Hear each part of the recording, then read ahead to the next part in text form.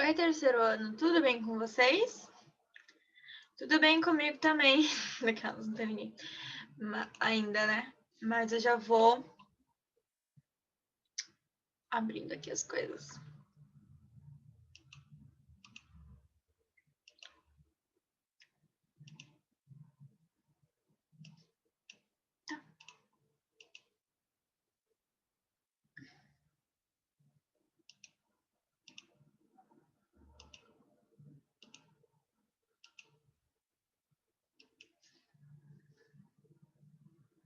Bom, aqui encerra o nosso conteúdo para a prova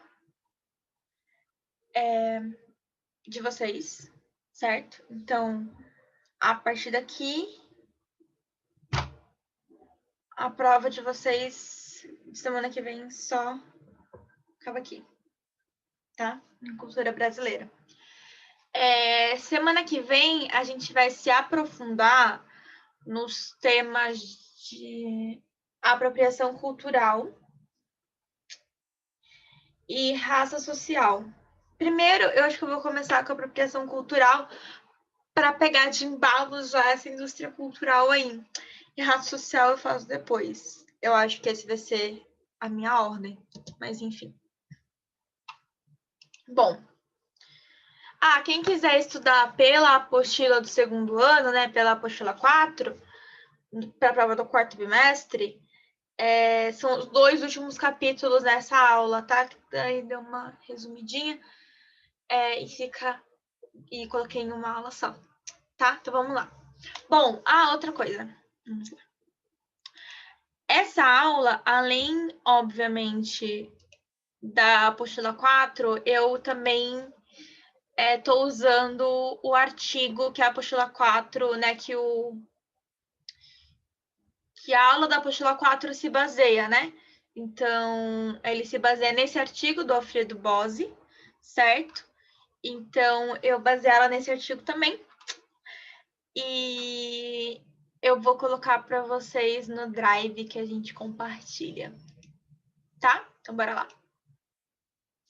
Plural, mas não caótico.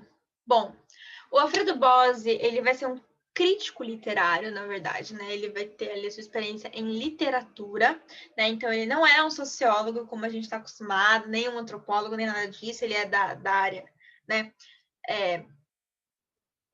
Das letras, sua especialidade é literatura, e ele vai falar que não existe uma cultura brasileira homogênea, né? Que a admissão do seu caráter plural é um passo decisivo para compreendê-la com efeito de sentido, resultado de um processo de múltiplas interações e oposições no tempo e espaço. Ou seja, a gente não tem só uma cultura brasileira.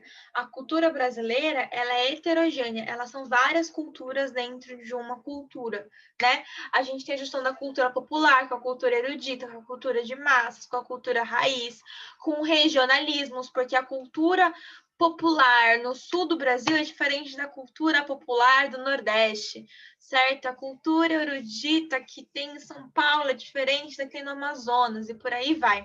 A miscigenação também, né? Aí a gente começa a princípio pensando no negro, o branco e o índio, certo? E o indígena, que é o tema central. Lembra da obra do Gilberto Freire? Dá para dar umas pegadas, tipo, dá para pegar e lembrar um pouco do Freire nesse quesito.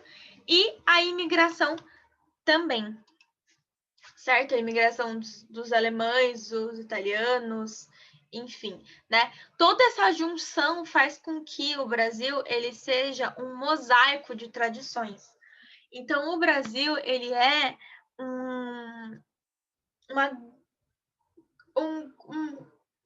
eu não sei, acho que vocês já não testem mais essa.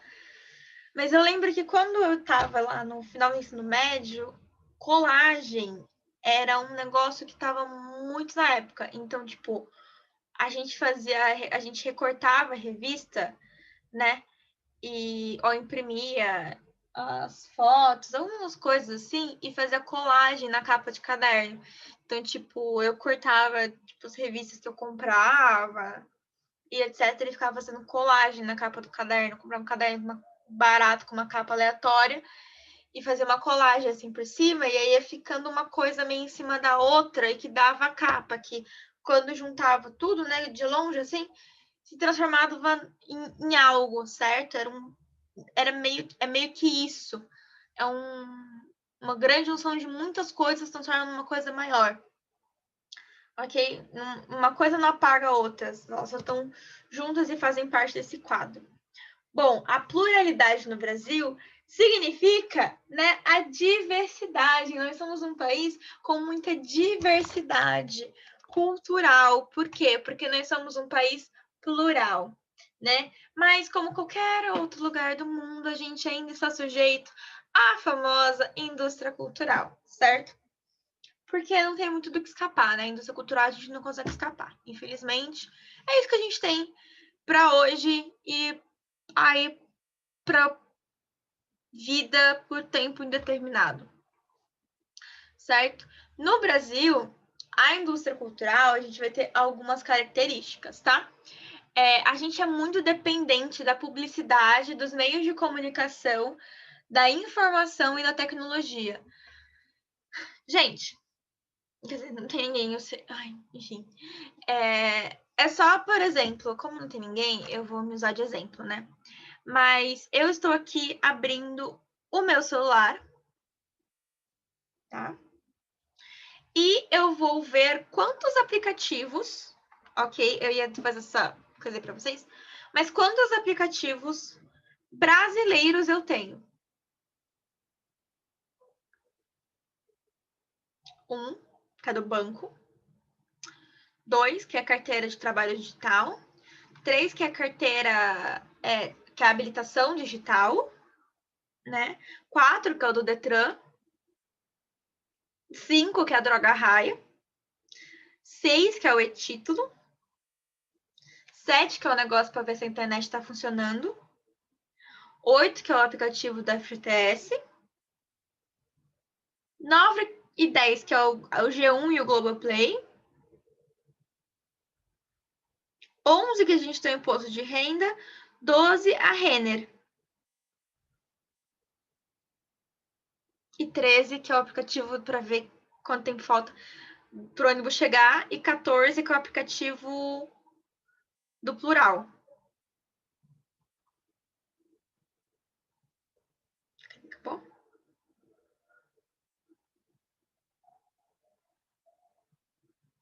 Ah, 15, o aplicativo do VR. Eu tenho 1, 2, 3. Peraí. 1, 2, 3, 4, 5. 1, 2, 3, 4, 5, 6, 7, 8, 9, 10.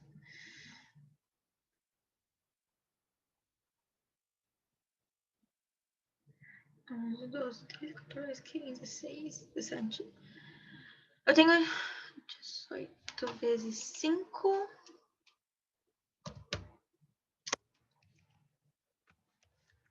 Dá 90. Eu tenho, em média, eu não contei todos, um por um, mas eu tenho mais ou menos 90 aplicativos no meu celular. Só 15 são do Brasil. Então, eu acho que assim, né? Isso já mostra alguma coisa. E aí, meus aplicativos de comunicação: WhatsApp, Telegram, Google Duo, Skype, Gmail, Facebook, Instagram, Twitter,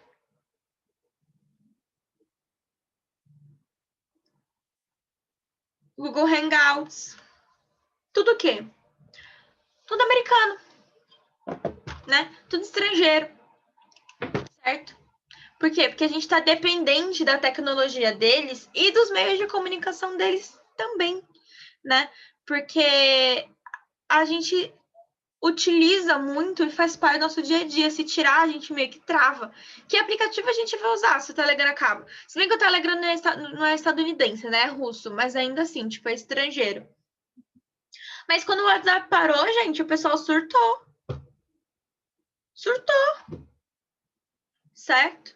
A informação, a mesma coisa. É só abrir de novo, por exemplo, abre um portal. Não precisa abrir, abre a TV Tribuna. A TV Tribuna compra matéria de fora.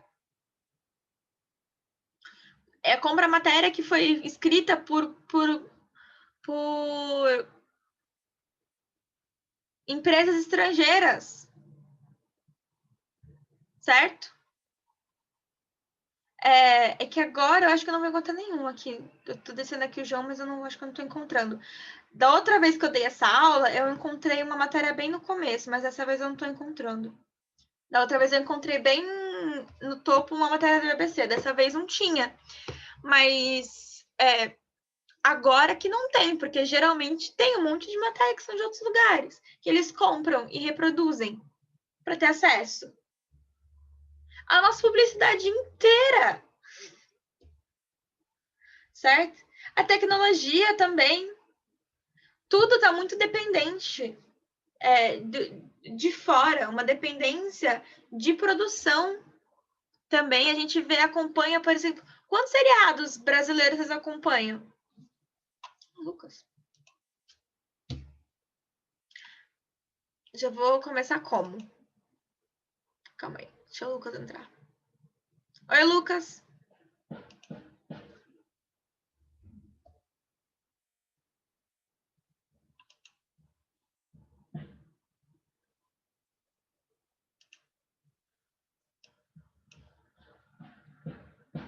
Lucas, você conectou o áudio? Que eu quero te fazer uma pergunta, não sei. Acho que não conectou o áudio seu ainda.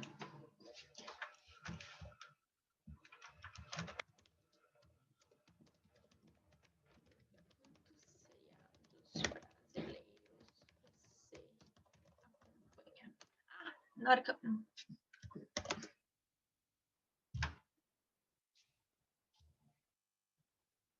Esperar a resposta do Lucas.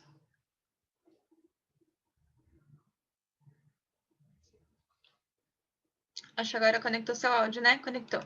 Então, quantos seriados brasileiros você acompanha, Lucas? Só para centrar aí que eu já estava dando aula.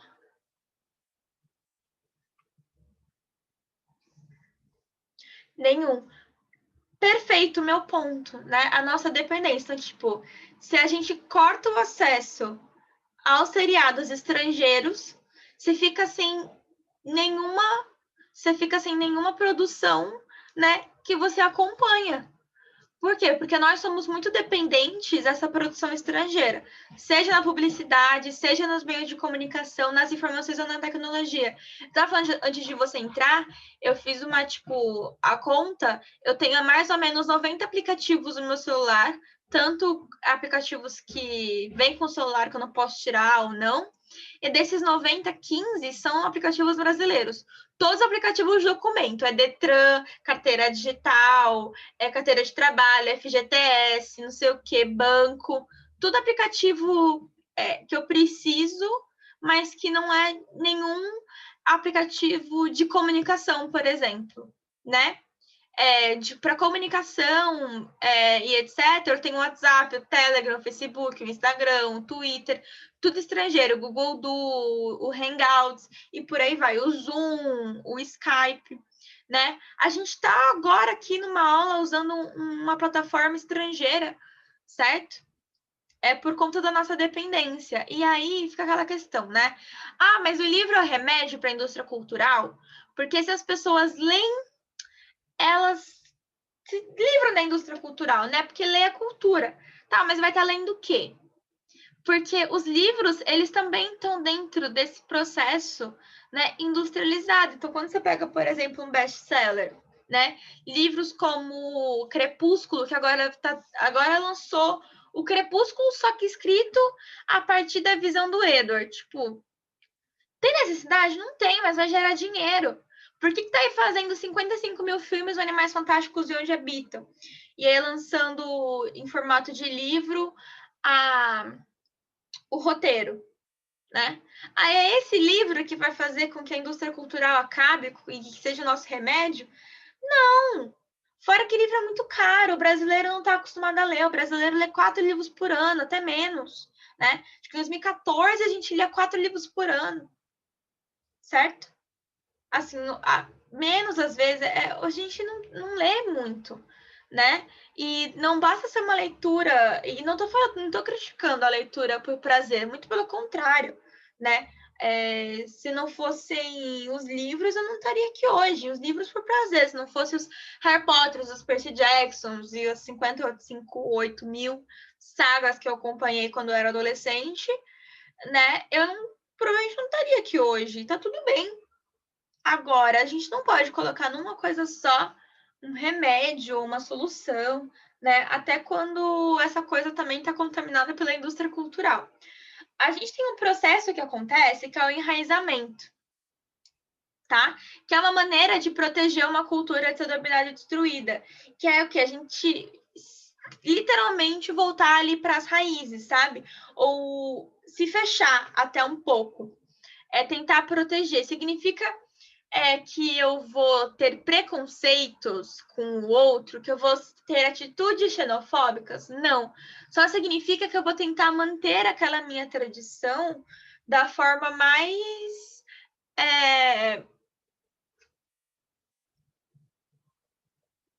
cuidadosa possível, entendeu? Vou tentar proteger para evitar que aquela tradição caia ali nas garras da indústria cultural. Porque o que acontece? O que acontece, gente? Gente, não, né, Lucas? O que acontece, Lucas? É que a gente tem a exploração, certo, do folclore e da cultura para ganhar dinheiro. Então, primeiro de tudo, o que é folclore? O folclore ele é um conjunto de costumes, lendas, provérbios, manifestações artísticas em geral, preservado por meio da tradição oral por um povo ou um grupo populacional. Então, o folclore nada mais é do que uma memória cultural, que é passada por meio da oralidade. Então, por exemplo, a festa junina, o carnaval, né, o Bumba Meu Boi, tudo faz parte do folclore, né, no caso do folclore brasileiro. O que a gente nota é que as indústrias, e aí em específico, né, o turismo, eles estão se apropriando do folclore e da cultura para ganhar dinheiro e explorando essas tradições com o consumo rápido dos turistas. Então, agora, por exemplo, você tem. Chega na época das festas do Bumba Meu Boi, dessas festas tradicionais no Nordeste. E se você for procurar, tipo, em lugares que vendem pacote de viagem, a época do ano em que acontecem essas festas são épocas que os pacotes são muito caros, certo? E aí uma coisa que deixa de ser aquela tradição daquele lugar, ok? Para ser explorado por esse turista. Aí não só o folclore, né? No caso, tipo, o Bumba Meu Boi lá no Nordeste, mas, mano, vocês veem o que acontece, tipo, na Rocinha?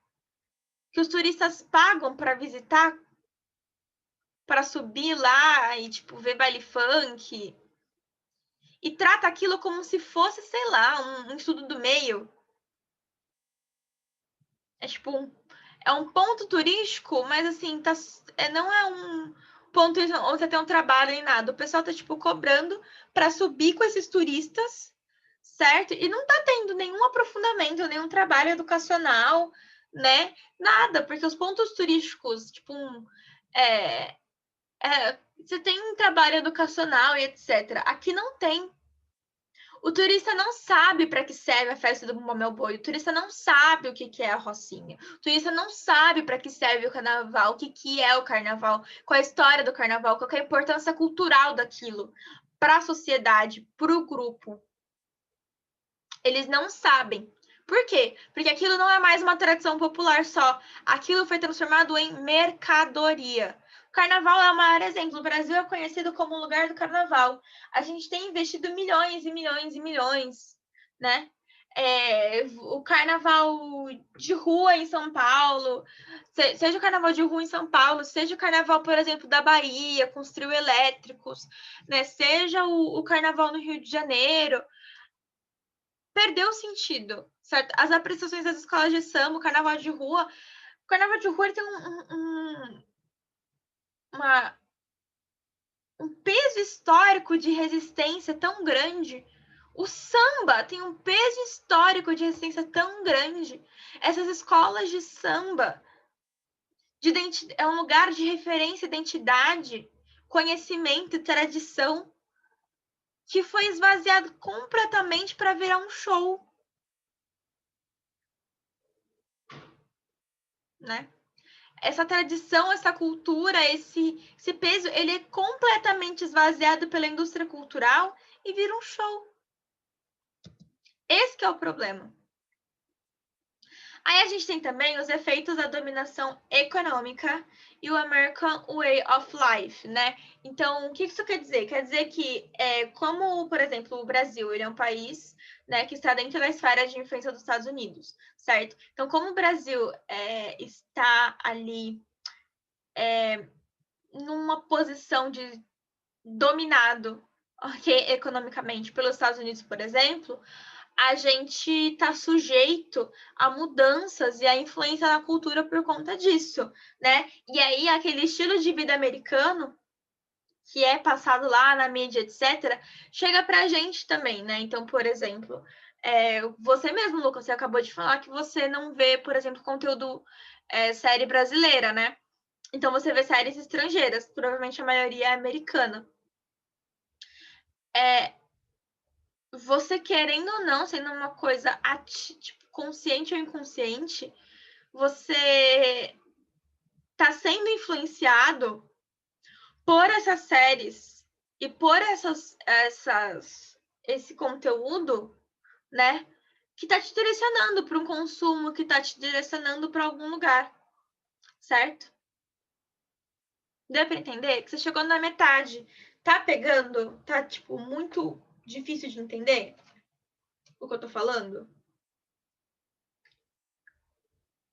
Pode falar, só tenho eu e você aqui. Então, tipo, se não entendeu, eu volto tudo.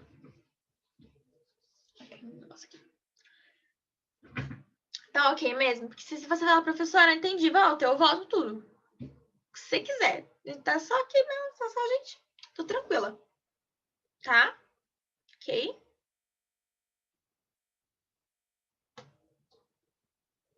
Vou continuar. Bom. O Brasil, a gente tem um. Assim. Obviamente que eu não sei se você vai muito no cinema, mas antes da pandemia, né? Antes da pandemia, eu ia bastante. A gente não vê muito filme brasileiro em cartaz, né? É sempre uma maioria de filmes não brasileiros, principalmente estadunidenses. Mas o Brasil, tipo, é uma lutinha ali que a gente não sai perdendo tanto assim, não, né? Se a gente olhar números, a gente não tem uma produção em quantidade como os Estados Unidos, mas quando a gente tem, né, essa produção aí chegando, o brasileiro, ele comparece. Então, por exemplo, Tropa de Elite, né? O Tropa de Elite foi um filme que foi muito visto, foi muito comentado, né? Foi recorde de bilheteria. Eu acho que o mais recente aí que passou por isso, óbvio que o filme brasileiro mais recente que teve esse boom e que foi uma coisa assim que deu um choque, né?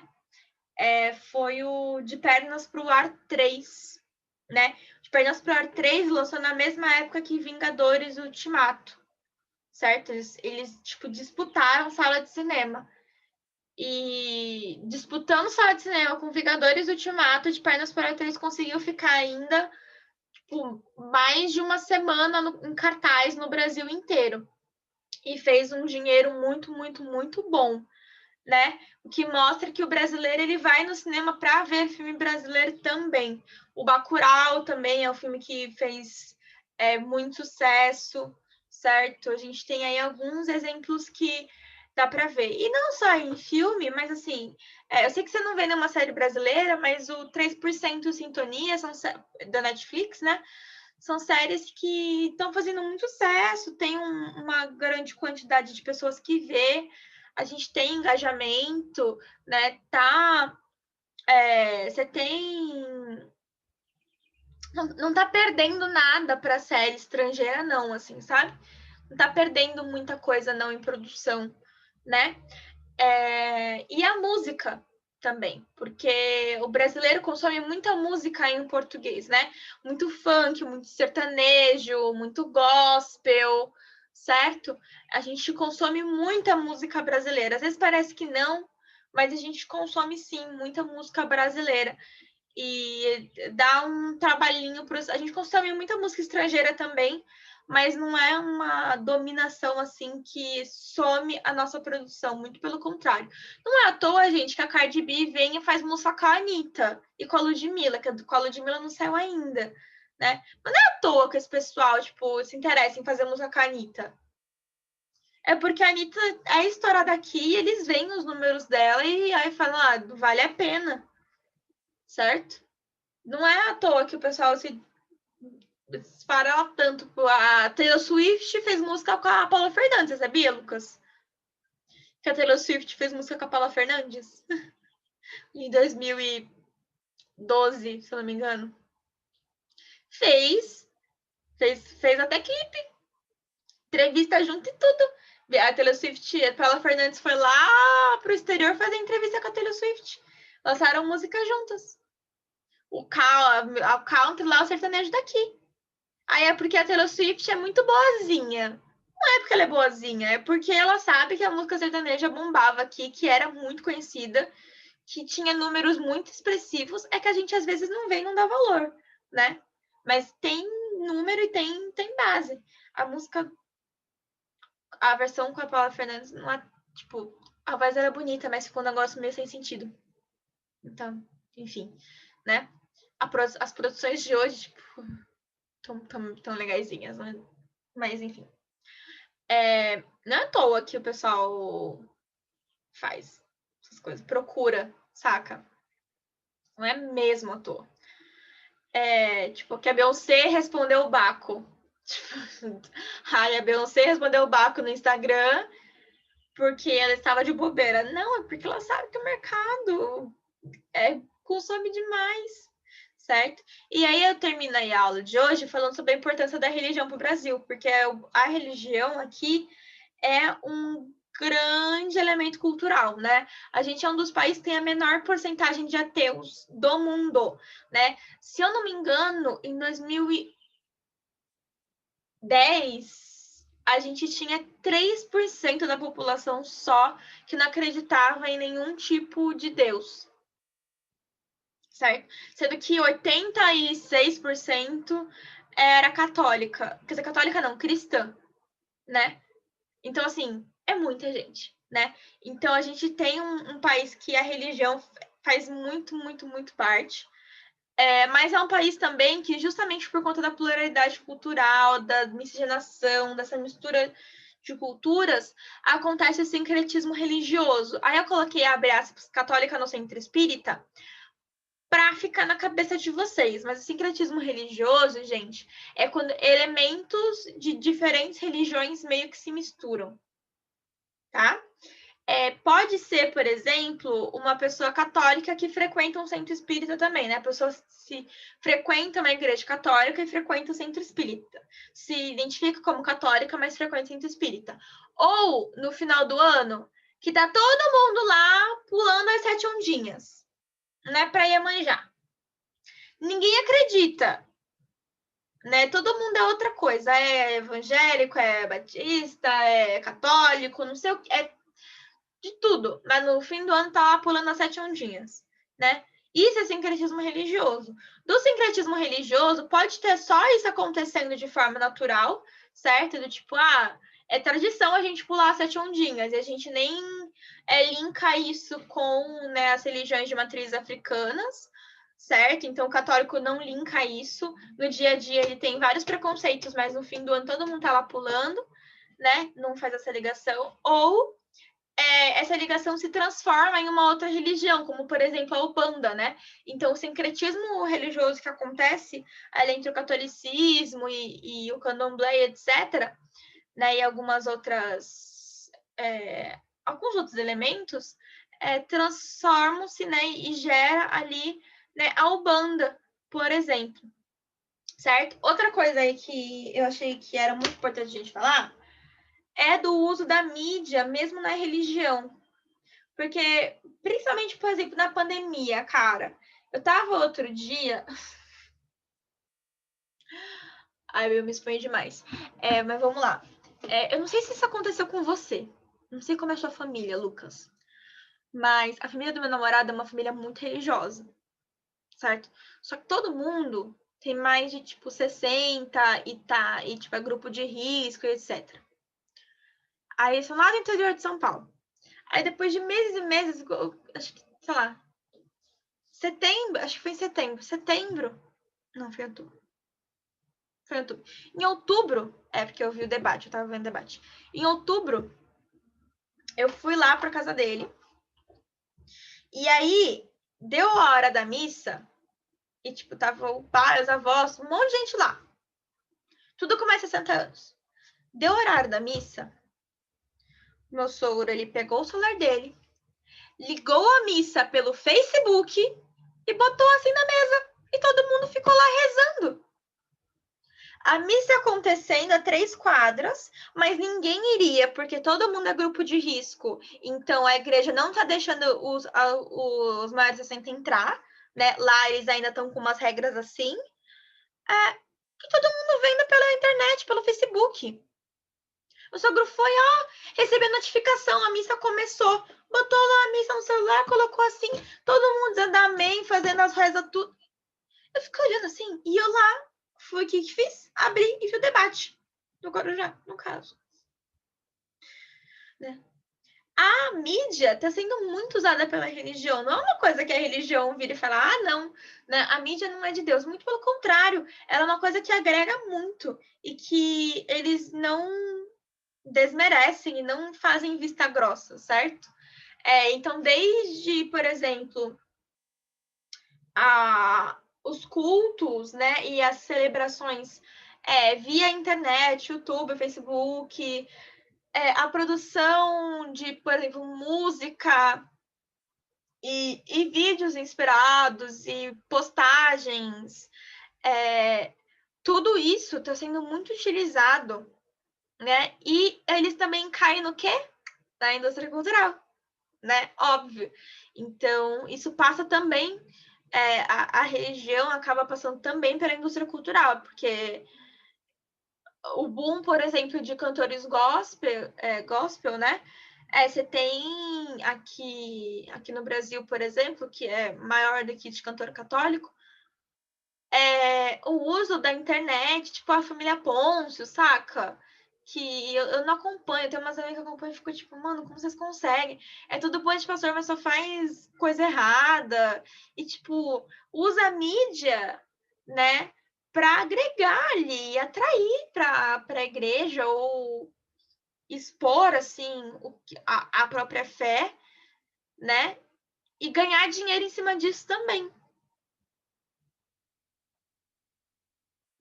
E é isso. Você tem alguma dúvida, Lucas?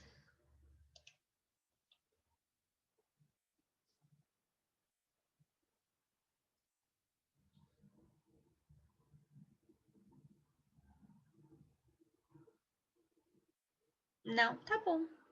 Você quer que eu te passe por aqui já as coisas? Tem alguma. Peraí, deixa eu voltar, rebobinar. Você tem alguma dúvida de qualquer outra aula que a gente viu sobre cultura até aqui? Porque todas as aulas que a gente viu esse mês vão cair na prova de semana que vem, tá? Então, aqui eu encerro o quarto bimestre em matéria, tá? Semana que vem a gente vai se aprofundar numas coisinhas que a gente fala na aula, mas que mas que a apostila de vocês no primeiro e no segundo ano não se aprofundou tanto, e que são temas que são legais a gente falar agora, como apropriação cultural. Semana que vem a gente vai falar sobre apropriação cultural, que é uma coisa que, por exemplo, a apostila cita quando fala do uso dessas culturas, né, para ganhar dinheiro, mas ela não discute o tema. E aí eu acho que é uma coisa legal para a gente falar. E também outras coisas, tipo raça social e etc. Então, a prova vai cair até a aula de hoje, tá bom? Cultura brasileira. Isso encerra a apostila 4 inteira, tá? Que mais? Acho que é isso. Eu vou ficando por aqui, então, Lucas. Quer falar alguma coisa?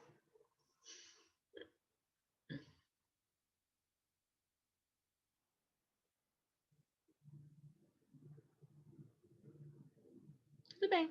Qualquer dúvida, sabe que você pode me chamar. Tenta jogar no grupo para seus colegas, por favor, para eles derem pelo menos uma olhada nos títulos dos vídeos, das videoaulas. Sei lá. Ou no link da pasta, não sei.